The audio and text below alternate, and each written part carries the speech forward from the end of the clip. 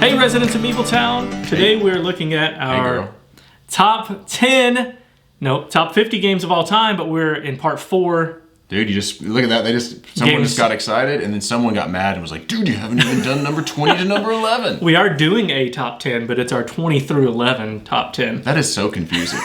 I don't even want to do the list anymore. We're going to be talking about 10 games apiece. My 20 through 11 and John's 20 through 11. Is that better? Let's jump into this. All right. I'm going to kick this one off.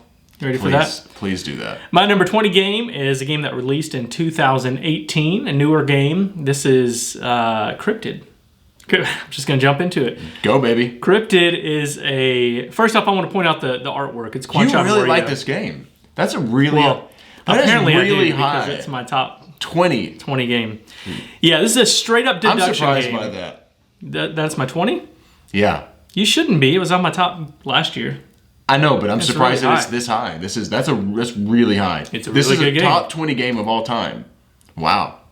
This is my 20 game of all time. Yes. In this game, it is straight up deduction, and you each have your own set of, you see this little purple folder, each person has their own little folder, and that's going to have information that only you know about where the location is of the cryptid on the board, and everyone has their own information. You're asking questions to try to figure out everyone else's information so that you can locate that monster, the cryptid, and if you do, you win the game. This game is a lot of fun. I really enjoy this one. It's a fun game. The problem is, finding the right people to play this with, although it's a really short game. Like this is a potentially less than 30-minute game if you play it really quickly and everyone knows what they're doing. But even if you don't, even if it's new, you can play it in 30 minutes. So this is a really fun game. Love it. You love to deduce. Deduce. Have you deduced that my list is better than yours yet? I have not. Okay, just wanted to it's taking you a while, actually. It's taking you a while. I didn't say I was good at deduction games. I just said I like them. All right, that's your number 20. It is a fun game. Yep. I do like it. All right, so my number 20 is a game that is ranked number 29 overall, thus better than Dean's number 20. And that is Agricola. All right. Hey, farming, Uwe Rosenberg. Do you like Uwe games? Man. Is that something that I am. I'm not going to lie, there's going to be several that are in my top 20. Yeah, I did get some comments about that for those who listen to the podcast, but I just think his games are really good. This is classic, absolutely the game that made me fall in love with him. Is that right? I don't know. What's going on here? Do you use Star Wars figures? Dude, that's hilarious. That's hilarious. That's amazing. So okay, I love it. Agricola is my number 1 game of all time now. There you go. I didn't know I could use Star Wars figures on there. I wonder what they're representing. There was a lot. They were just the farmers. Yeah, there's a lot of farmers. Yeah, they did. But they had, it was 5. You can get 5, right? You can get a lot of farmers out there. Is that, I thought it was more than that. Anyway, so in this game, you're building a farm. It's a worker placement game. You're going to a spot, doing what it says. You're getting, wood. You're getting materials. You're building fences. You're having more fun with this. Great pictures. You're plowing fields. You're planting vegetables. That's a blast, Dean. Yeah. If you want to find out information about the actual components, maybe watching this video is not the best thing to do. People have really upgraded their components for this one. What I like about Agricola versus some of his other games, though I like some of his other ones better, is the card play. I really like the card play in Agricola. It kind of can point you in a direction. I like doing the drafting at the beginning of the game, and you're trying to figure out your strategy through your cards, when to play the cards, how to play the cards. Big time, fun, tight game, tight worker placement spot. Let's do it. Okay. Agricola is not that kind of game. The camera. It's a game about farming, which is a lot of fun, but it's not like chest bumping in your face type of game. It is. It's like, let's wish for children, baby. Come on. Unlike, like you're getting fired up about it. Like, hey, whenever you and your wife. What does that mean? Is that a movie? No, quote? when you had children, were you not? So basically, what you're saying right now is when you and your wife had Oliver. The action of wishing for children. And when you had Oliver and whenever you had Elias, you were not excited about it. I did not. It wasn't worthy of a chest bump. It was not, actually. I'm going to show this to your kids. I can't wait. I did not chest bump on the day my children were born. Next time I see Elias, I'm going to show him this video. That's Agricola. Agricola is a fun game. Like this one quite a bit. That was an early one that I got in the hobby. I ended up trading this one out for Brew Crafters, but I still really, really like Agricola. When I had all my sons, I chest bumped all the doctors. Did you? Mm-hmm. I'm sure they appreciated that. My number 19 is... Give me some, Doc. A chest bump worthy game. This is a Tony Boydell game. Snowdonia, specifically talking about the Deluxe Master Set. That is worthy. Of Snowdonia. Now, these meeples are not worthy. The faces on these meeples. I recently had a conversation about faces, like screen printed faces on meeples. This is a long conversation that I had. Dude, you sound like Ben Wyatt on Parks and Rec. Cones of Dunshire is my number 19 game. I'm just saying, you talk about boring things. The screen printed faces on meeples are never good. You can quote me on that. This is no exception. Snowdonia is a worker placement game where you only have 2 workers that you're setting out onto these cards, and you are trying to build tracks around the board that is signifying that you're building tracks up the mountain, and you are getting these bonus locomotive cards that will give you bonuses throughout the game. But the cool thing about this one are those contract cards, which will give you boosts throughout the game, but they're also going to allow you to get multipliers in your scoring, which is really cool. That really when makes to get those, game. Which ones to get. Yeah. And I love the way that the weather works in Snowdonia. It's such a cool mechanic in this game. It changes the rounds up just a little, every single round. Or actually more than a little, maybe. It's fun. And then how you work together, but not really. And the timing of when do I take that rubble off can be really powerful. Yep. Yeah, I totally agree with all that. It's fun. And the meeples have suspenders. So the best part about this is we've said this, the base game of Snowdonia is solid, but wouldn't be on my top 50. But this has so much in the box. That's right. I'm jelly that you have this. Look at that abominable snowman. Yeah, you could play through this for a long time and not get through all the content in here. Even just the locomotives. Like the base game comes with, I think, 7, if I remember right, and you use 6 every game. But then you've got this huge stack of locomotives in the Deluxe Master Set, which those really change up the game. This is the next game rules that I need to convince you to trade me. This will not happen. You'll never ever trade that one, will you? Mm-mm. Yeah, I know. Nope, not this one. I love it too much. I won't even try. Snowdonia. All right, that is your number 19. My number 19 is a classic. 2 classics back to back, Dean. This classic is ranked number 51 overall. Came out in 2010, and that is a delicious drafting game. 7 Wondies. 7 Wonders. From my undies. Oh, goodness gracious. In 7 Wonders. Antoine Bauza. Yeah, that's right. Antoine Bauza, that's right. Miguel Coimbra did the art. Did you know that? Mm-hmm. How about that? So I did. Most of you know what this is probably. You're just taking a card, boom, boom, boom. You're drafting it, you're putting it into your tableau, you're building an empire. And what I love about 7 Wonders, oh man. That's a jumbled mess. I love it. What I love about it is to play well, you super have to pay attention to what other people are doing. You have to pay attention to the player, specifically the right and the left, what they're doing militarily, but also what resources do they have. Because, hey, I can't buy their resources if they don't got them. And I got to think about the wonders that I have, and I got to make sure I'm going to have the resources to build those. And I got to make sure if I don't have them, Dean's got them. And if he doesn't have them, I've gotten hosed on 7 Wonders where I've gotten stuck on the wonders because I wasn't paying attention. I thought, oh yeah, they're going to have that resource. And they didn't end up getting them because someone else took it across the table, And I think this game is just brilliant. Pure card drafting, the best pure card drafting game. That will be, there will not be another one higher on my list. Classic, glorious. I have to think about that. I do have other card drafting games, but pure card drafting game, I think I would agree with you on that 7 Wonders is amazing. And it plays so fast. Fantastic game. It plays quick. There's also a new version of this that is coming out soon. It looks really cool. The art's great on that. So if you don't have it, you might consider picking up that new version, but I don't think it's enough if you already have the old version to pick up the new one. I don't know. I've been tempted. I mean, number 19 is pretty high on my list, and it looks pretty solid. It does look really good. That's right. What you got for 18? 18 for me is another classic that don't think you have played this game. You talked about a pure card drafting game. How about a pure area control game in El Grande?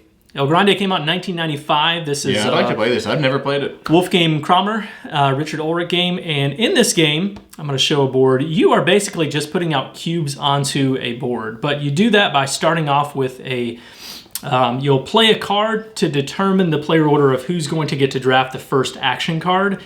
And the action card obviously tells you what action you can do that round. And astute. But if you play a card that will put you in a higher position to do that, you might be getting less of your meeples that you can put out onto the board. I say meeples, there's cubes in here, in the big box version, it's meeples. What if they were cubes that had screen printed faces on them? Oh, that would be the worst. That's a terrible idea. This game will not win any awards for beautiful game, I don't think. But it's functional. Is there an award for beautiful game? I think so. Yeah. We should do that. It's the MeepleTown Beautiful Game Award. The beauty pageant award for board games. But this game is just, it's again pure area control. But the decisions that you make, I do really like area control. I really realize that. That's one of your favorite mechanics, isn't it? Yeah, and this is one of my favorite of that. I've actually got several on even in my top 20, I've got several. But I just like the interesting decisions in this. And then once you play through a couple rounds, you're going to do several different scoring phases of this, and you score all those different areas. And it's got take that, because you're going to be moving other people's meeples around and taking over territories and all that. But that's all area control games pretty much. So there you go. Anyway, love this game. It's a lot of fun. El Grande. Number 18. My number 18 is another classic. So we're going for classics. I would say this is a classic. Would you say Trois is a classic, Dean? Yeah. I would say it is too. Number 76 overall. Trois has got a little engine building goodness. It's got a little kicking people out. Pull up a couple of pictures there, you know what I'm saying? That was good. I know you want people to read see some of that stuff on there. Yes, because are you going to pronounce the designer names? Crickets. Oh, sorry. No, I was waiting on this picture to show up. No, I don't know what they are. I could go back and look, but I'm going to look at these pictures. Just go ahead and scroll on past it. Yeah. All right, let's show a board. Let's show a little board there. Let's show a little board action. There we go. All right, it's kind of a little blurry. A little blurry picture this right might there. Be a little bit better. All right, so let's just check out that middle play. So this is something that's pretty interesting in the game. You have your own districts where you're rolling your own dice, and that's based on where you're putting your meeples into the different areas. But what's also cool about this game is I don't just have my dice. I could actually buy Dean's from him in order to use them, which can be really frustrating to Dean or okay with Dean if he needs the money. So that can be really, really interesting. Also at the bottom down there, you can see you're fending off the bad guys. So that's another game like Snowdonia where you're kind of working cooperatively, but then of course it's not a cooperative game at all. You're fighting against, you're trying to get the most points. So I think that's a really interesting part of it. It's just a really interesting game that has some really cool decisions that you're making. I really like Trois quite a bit. Yeah, the artwork on this is really beautiful. I love the artwork on this game. Really fantastic. When to kick other people out. There's a lot of player interaction. In this game that I don't think it's super mean, but some people could not like it. Sure. Stealing their dice, knocking their meeple out. I think it's brilliant. It's good. Yep. Another classic.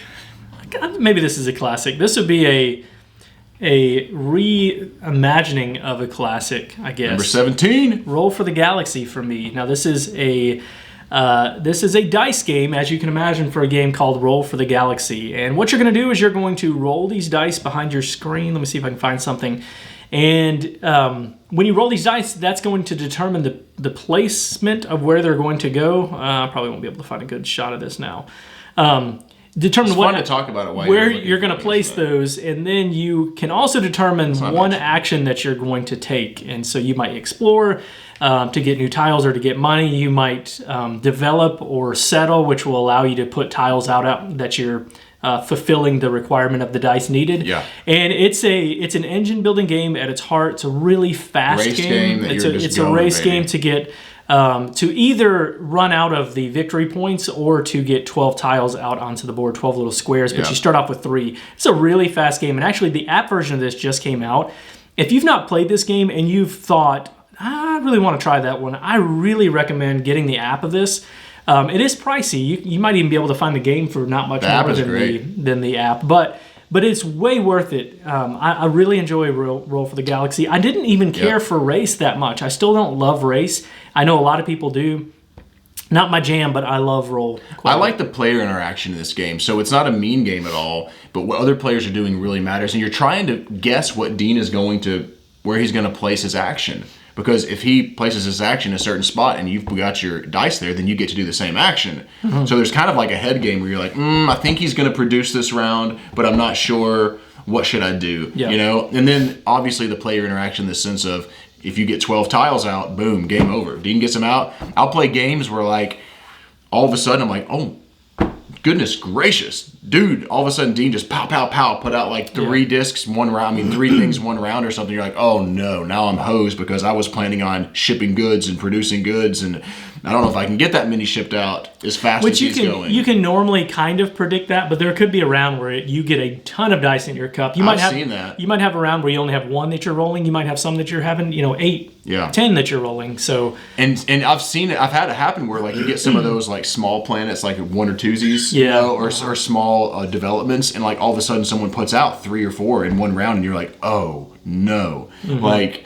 They're trying to end the game fast because they've got the lead, and that's the fun part. Like when to put your foot on the gas and say, "Okay, I got the lead. Let's end this game right now." Yeah, I love that game. Yeah, roll is a ton of fun. There's definitely some luck involved in roll at certain times. Like, sure, any dice rolling, which is the only negative. Most card games, you're going to have a lot of luck in that, but there are tons of ways to mitigate it in this game. There's ways to mitigate it. Part of that with the tiles that you're putting out, but also just at the get-go, you can trade in 2 dice to put 1 dice wherever you want it, 1 die wherever you want it. And so there's mitigation from the get-go, but it gets better and better as you go along. It definitely does. Also, I'll say one thing. Now, regular roll for the Galaxy may have been in my top 50, maybe not, but it wouldn't have been this high. It's the Ambition and Rivalry expansions that really boost this up for me. I really like these expansions a lot.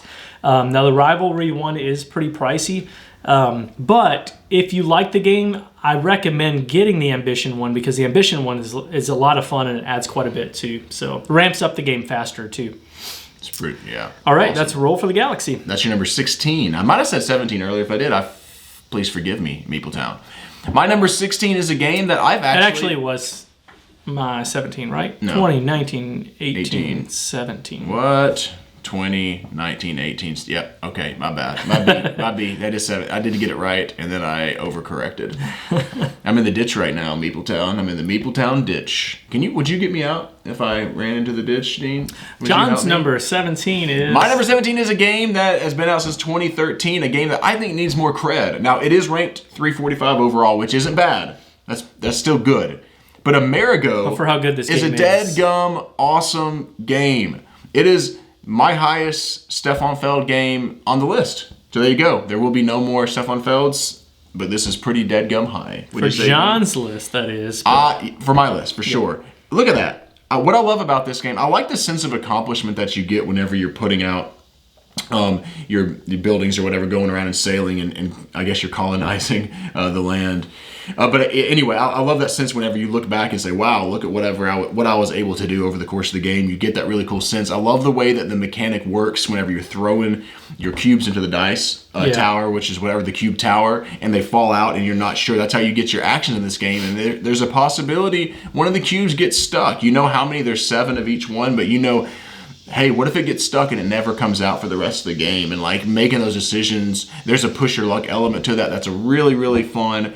This is a blast. It's a wonderful, wonderful game. It's such a good game. I would love to see this one redone. Who knows? Maybe that's what the game is for the Feld collection, City collection that who's doing. Who knows what's going to be that 3rd and 4th game, I guess. But the thing about this one, I love this game a lot, and I totally agree with everything John's saying. I do wish there were more technology tiles. In the base game, you're going to be using the same tiles every game. They all come out. They come out in a different order, and that really does change how the game plays. I would just like to not know all the ones that are coming out. Yep.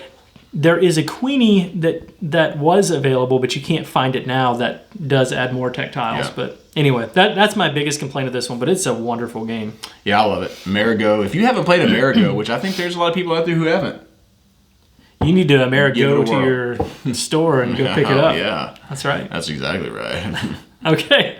My number 16 is I'm just going to keep saying classic. It's a classic. There's a lot of classics. Another space theme game for me, that is Terraforming Mars. Oh, it's better than 16.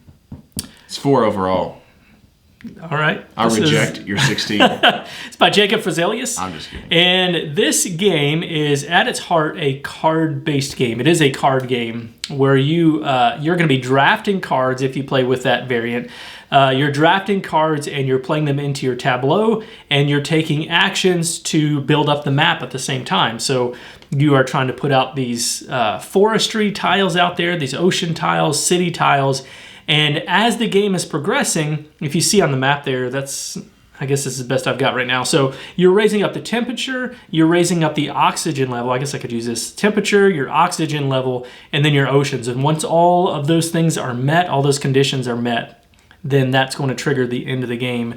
This is a really, really fun It's a blast. engine building card game, and it's, resource management. All of those different resources are going to do different things to raise the temperature, to put different things out onto the board. The integration between the board and the card play is it's beautiful. This is a really fun game. The game is not beautiful itself, but the gameplay is beautiful. Why they came out with a Kickstarter and didn't redo the artwork on this game baffles my senses. It just makes no sense to me why you wouldn't do that. Everyone complains about the art. Why wouldn't you streamline the art and actually have the cards similar? Yeah, not to be too hyperbolic, this is some of the worst card art in any game. And part of that is because they don't really match up. That's what I was saying. That's what if you could at least do that, I'd be happy. Yeah. I'm not going to talk about this much because this is on my list, and it's not even on my list today. So that'll tell you how high that is. John's number one game. You heard it here.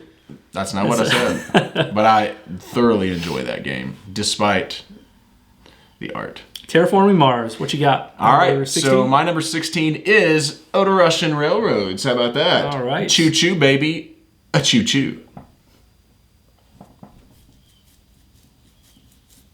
Russian Railroads is a worker placement game. Is that it? And it is good. It's also a moving up a track game, which I like quite a bit. I love Russian Railroads. I really do. It's fun. So you're moving your workers to build tracks, and you can only build certain tracks after you have your black tracks that you start off with, and then you have which ones are next? The bronze tracks. Oh my gosh, how can I play this game so many times, and now that I'm on camera, I'm flustered. Flustered? Don't get flustered. I'm not flustered at all. It's silver. I knew it wasn't. I knew bronze was the next one. They have silver tracks. So basically you have to get certain color tracks, have to stay ahead of other tracks. And so you're having this balance of how to move them around. And it's got a very, it's one of those games where you can unlock a lot of bonuses. Like this unlocks this, kind of unlocks that as you're putting out the tracks. And it feels so satisfying when you get those combinations and you get those out. And it's just a brilliant game. It's just a really good, solid worker placement game I want to play a lot. Now, this was a lot higher on my list last year. I want to play German Railroads because I think that would really add to it. It's gotten a tad bit samey for me because there's player interaction obviously on the board whenever you're figuring out where you're going to place your workers. But I think there's a sense in this game where you ever get those games where you feel like you've accomplished the game a little bit? Never.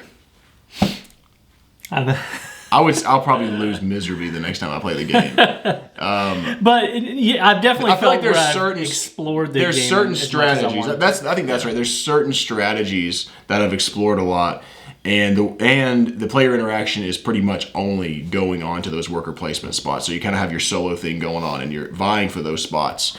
So one thing I was thinking about, I don't want to get all existential. Okay. But I heard, some people saying... Do I have time to leave? No. Okay. I saw a thing where I think Johnny Pack was talking about how chess is the same every time, and how people don't complain about that. And I think for me, you don't have to have a lot of variability if it's a high player interaction game. You know what I mean? Where you're like going for different things, you're going after. But whenever there's a lot of solo kind of mode to it, then I feel like the game does need variability, or it does feel kind of samey, because I think what you said, master is not the right word. You feel like you've explored the game, So anyways, I agree with you. I think because chess, it does change every time, because really the player interaction is so high. It depends on what the other player's doing. That's right. And so that's determines your strategy. But if you're just doing your own thing, then a game can get stale for sure. Yeah, and this is great though. I mean, this is great. It doesn't sound like it. It doesn't sound like you're really on. You No, like this I game. love this game. I love this. I was just explaining why it's dropped just a little bit for me, but no, I still love this. I'll play this anytime. It's a great game. All right, that was your number 16. My number 15 is Keyflower. Oh, I love this that game. is a game that came out in 2012. Yeah, this is a really, really great game. Also a game that might not win the most beautiful artwork, although I do like the look of this game. I love the components and all those things in this game, but it's a little muted, I guess. Is that what I'm looking for? I'm fine with muted. In this game, you are, let's see if I can Give me find... some nice browns. No, I'm just kidding. You start off and you have these tiles that you can auction for. Let me see if I can find a picture here. So you are going to place your workers around these tiles to bid on them. Now, if I place one worker of a blue color, John can also bid on that tile, but he's got to put at least 2 workers. And then if he does that, then he will win that tile, or whoever has the most at the end is going to win that tile. But on top of that, you're also using your workers as worker placement into your spots on your board or onto those main boards as well. And it still works the same way. I place one. If you want to place another one, then you have to place 2 to be able to take that action. That is really cool because what happens is if you have workers that you have placed onto the tile, and then let's say I did that, took the action, John wins the bid, John also gets the meeples that I just put on there. Yeah. And everyone's going to get boats that give you meeples as well to start the round off. But the player interaction in this one is fantastic because you do have to think, even I can even place my workers on John's village if I want to, but he's going to get those workers, right? And so like the player interaction with that is fantastic. I love this game it's so good. So much. And it's getting fall time, which is typically the best time of year to play this game. Hey, is that right? So. You got to play in the fall, Thanksgiving time. I've already talked about this, but I think my favorite piece of this game is the way the auction works in conjunction at the same exact time that you're placing your workers. And so you're like, wow, I really want to do this action on my board because I'm afraid John's going to do it, which is great player interaction. But also, if I don't think he has that many red meeples. So if I put 2 on that tile, I'm definitely think I'm going to get that. Oh, that's the thing. We didn't talk. They're don't hidden. know. Your meeples are hidden behind these little player screens that look like little village, little houses, little cottages, which is cool. I wish my wife liked this game more. She really didn't like how you can go onto her town and use her action. She thought it was super mean. I was like, really? But yeah, but you get their meeple, so it's not awful. Nope. But I get it because this game can be mean. Yeah, I guess it could feel like that. It doesn't feel like that to me. It's just like, hey, too slow. Yeah, that's mean. mean. You can quote me on that. Like I just said. You just said, yeah, it doesn't feel mean to me either. Too slow. Yeah. As you're cutting people down. All right. You're number 15. Number 15 is a fantastic game. This is a new to me and Dean game this year. That's right. Dean? 42 overall. Clans of Caledonia. Who's the artist in this one, John? Clemens Franz. You love to point that out. Juma Al-Juju is the designer, and he did a fantastic job on this game. Yep. This game, it has engine building goodness. Dean's got the pick out there. You're going out and you're building cheese factories. Would that be the right word? Bread factories. You're getting grain so that you can convert those over. And I really like that part about the game, that you have these conversions that you're doing, and that you're building kind of an engine towards, you can't do everything. I mean, you can try to do a little bit of everything, but you're probably going to lose if you do everything. Like, what am I going to really go for this time? And the way that the player interaction works out on the board, and when you're placing next to certain things, it makes things cheaper for you and all that. It's just really cool. And as you're moving off the pieces, as you can see on the player board down there, you're getting bonuses, you're getting more production, and it's just fun. And there's a race to those exporting tile that you have in the game, because there's not a ton of them that are going to come out, and that's one of the biggest ways you score victory points is to fulfill these good requirements to export them. And Dean wants one, and I want one. We both are looking at it going, man, I want that, and getting to that first, and then fulfilling that. It's all about timing. There's just a lot of goodness that's going on in this game, and I love it. Yep. There we go. All right, that's your number 15. My number 14 is... Are you not going to talk about this? I've already talked about this in a previous video. Okay. Because I love this game as well. Do I need to... go back and watch our other video, which was the 30 through 21, if I remember right. Everyone stop right now and go back and watch Dean's comments on that. Do that. All right. All right, my number... I lost count. 14. 14, I think, is an area control game. It is 14. An Eric Lang game. Oh, that's rated really high. Rising Sun. You have not played this one, but I do really want you to try this one sometime. I do too, because I've heard some really mixed reviews from some people, but to see it rated, I didn't realize it was rated that high and ranked that high. I think it was 72 overall.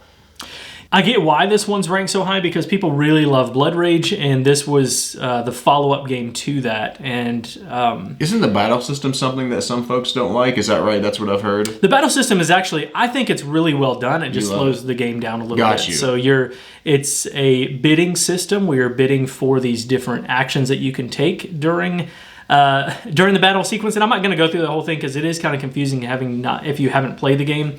But basically, you get these coins, and you are bidding to take those different actions, and you go through this series. But you do that for every single territory, and so it can take a that's while. the thing that can slow down the game. You like it? It is if you're involved in those battles, But if you're not, then it can be not as much fun. Got you. But Makes yeah, sense. I love this game, not as much as Blood Rage, as you'll see later. But the other thing about this is you are selecting its action selection, and you are also pairing yourself, you're allying yourself with other people.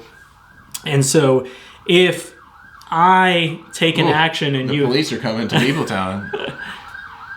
No, that is a fire engine. Yeah, hopefully they're not going to stop right outside. We'll see what happens.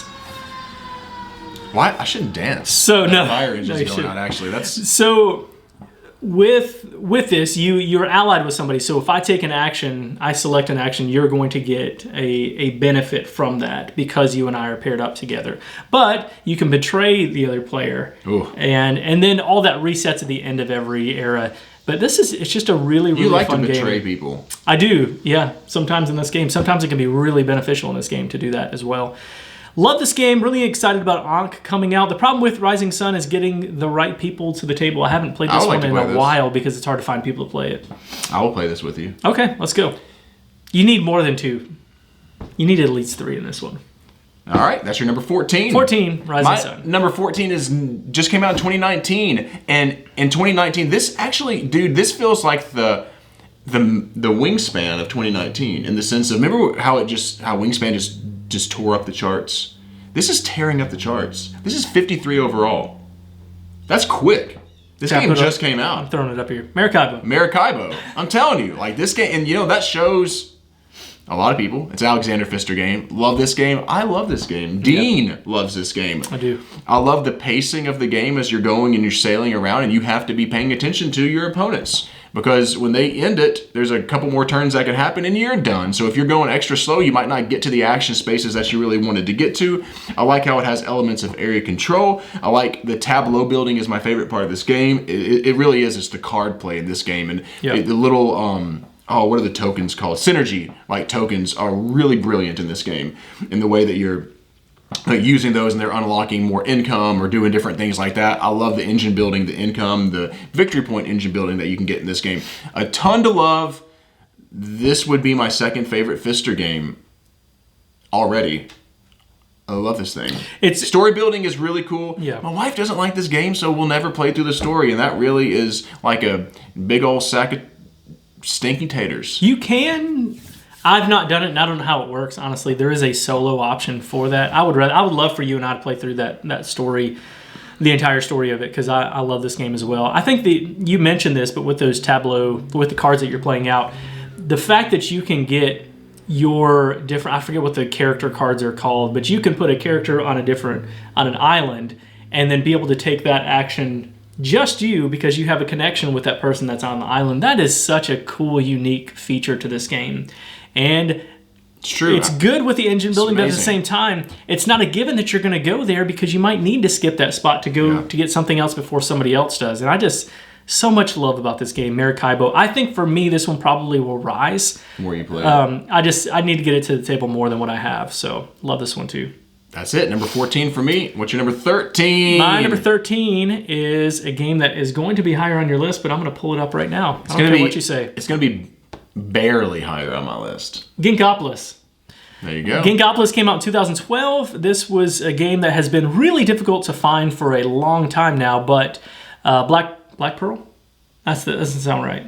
Who's putting this game? Pearl Games. Pearl Games. Are you? I was like, we were just talking about pirates. What's his name? Johnny Depp over here? We were just talking about pirates, and I got Black Pearl in my head. Pearl Games is releasing this game. That's pretty funny. I think later this year. That's funny stuff. That is funny.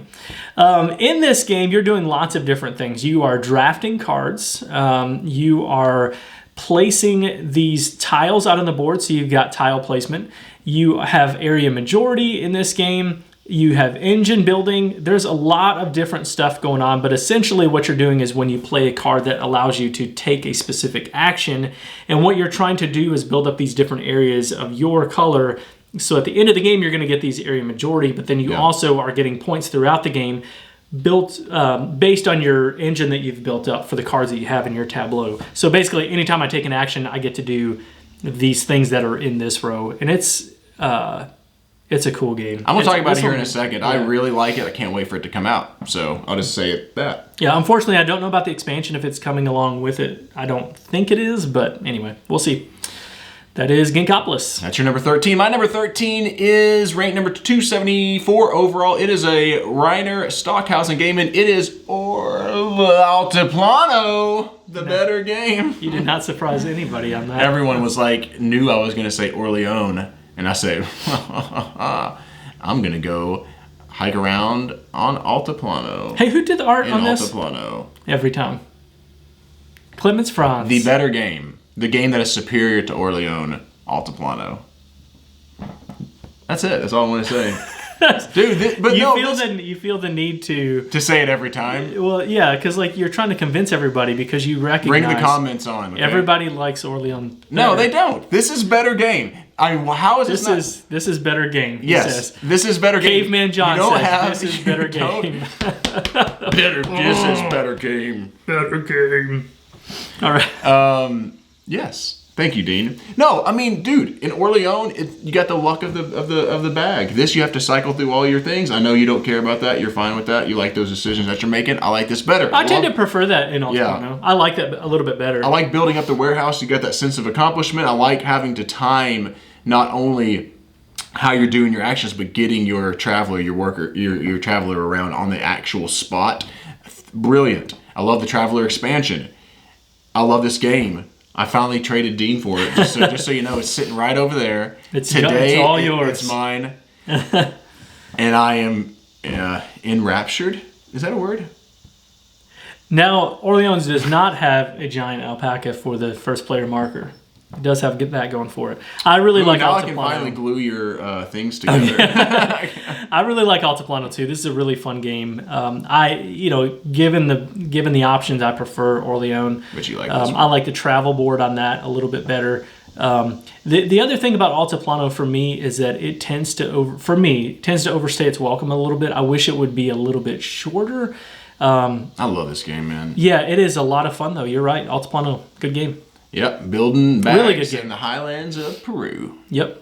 Daddy likey. It would be a top 100 game for me. I feel pretty confident. I love this game. All right, my number, where am I at? 12, I think. My number Only 12 two more is Puerto Rico. Puerto Rico. Yay, baby! So in Puerto Rico, it's an action selection game, and you are needing to balance out your plantations and your buildings. So talk about classic.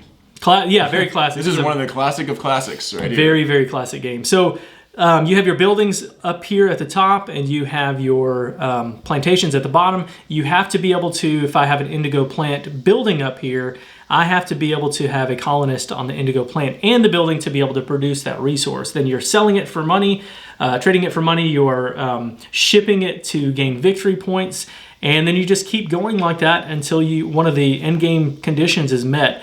I still really like this game after all these years. Now, there's not a ton of, you talk about variability. There's not much variability to this game unless you have some of the new buildings, some of the expansion materials that are now available again, I think, to pick those up. There's a lot of player interaction, especially racing to those buildings. That's right. That's where the variability comes in. Yeah. For sure. Because it's like, there's certain games where you can get all the stuff every single time. Here you can't, and it feels satisfying when you get, the wharf. There's a wharf in this game. Yes. You get the wharf this time. Sorry, I knew there. Anyways, Lots of games going on in my brain right now. I like this. I like it. It fell off my list, and mostly it's because I can't play it 2-player, and I haven't gotten into the table a lot. But I still, I mean, it's a bubble game. I really like this game. Yeah, there is a variant for this one for 2 players. I've not played with it to know if it's any good. For me, I feel like you need to have a higher count. Before. It was fine. It wasn't bad. It wasn't great though. Yeah. Yeah, Puerto Rico, I like it a lot. All right, that's your number 12. My number 12 is Ginkgopolis. So there we go. This is ranked 406 overall. Cannot wait for this to come out. Dean already mentioned it. Beautiful engine building, beautiful area control. The way that the tiles can stack on top of each other is brilliant. Everything is really brilliant about this game. The more I play it, the more I like it. I love this thing. That's it. That's it. Just move it along. Yeah, when they come out with the reprint of this, if you haven't checked this game out, you absolutely need to check this game out. It's worth the hype. It is worth. I mean, it really is. It's worth the hype. It's so good. This one is rated. It's better at higher player counts. 406 overall, which is pretty good. That's pretty good. You can play 2 players, but I definitely prefer with more.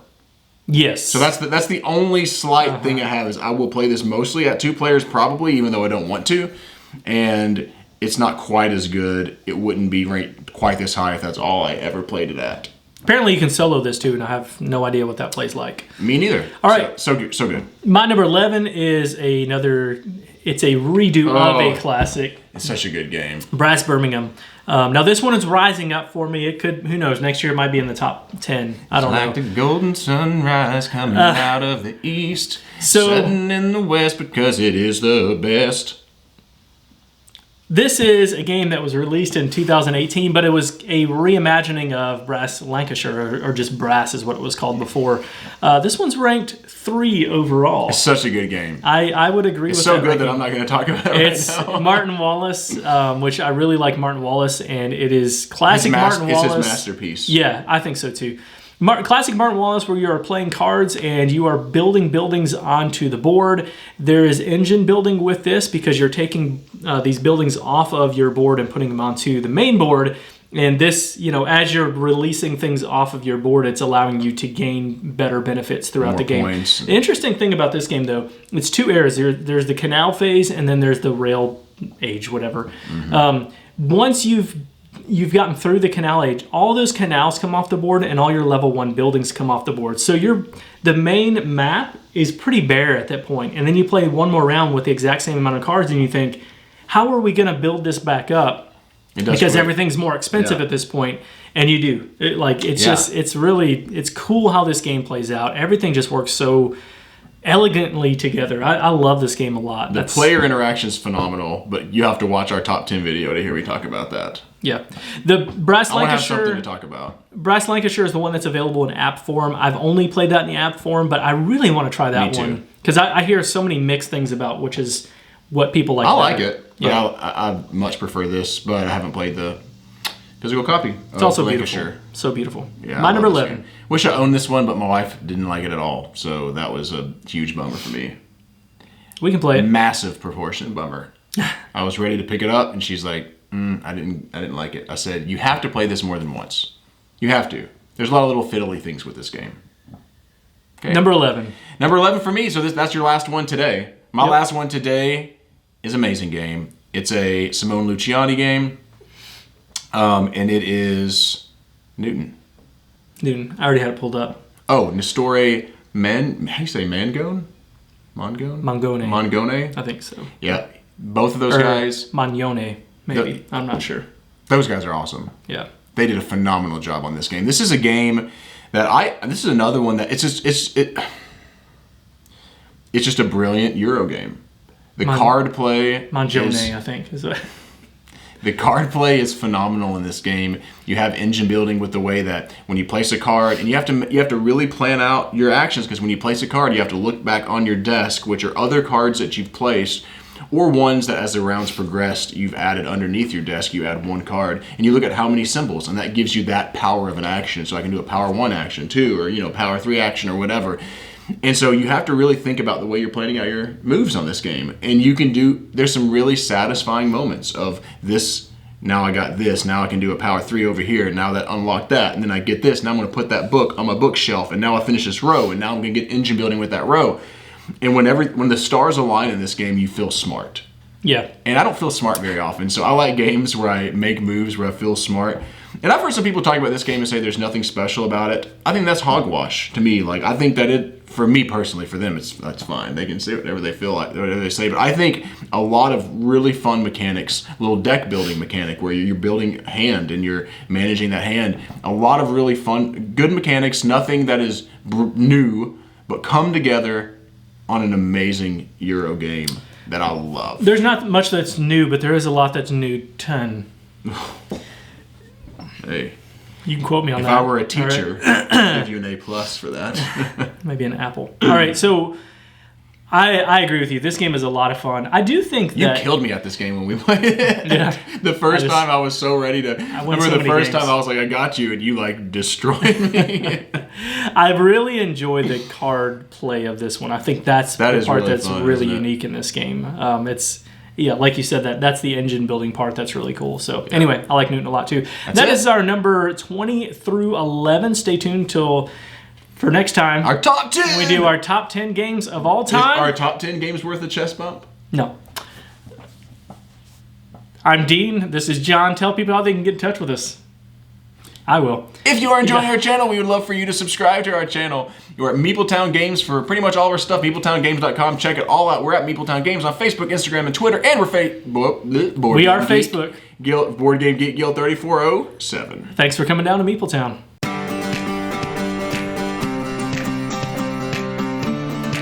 Thanks for joining us, and be sure to follow us on Twitter at MeepleTown Games and connect with us on the MeepleTown Guild, Guild number 3407, at BoardGameGeek.com, and also subscribe to our podcast and YouTube channel. And until next time, thanks for coming down to MeepleTown.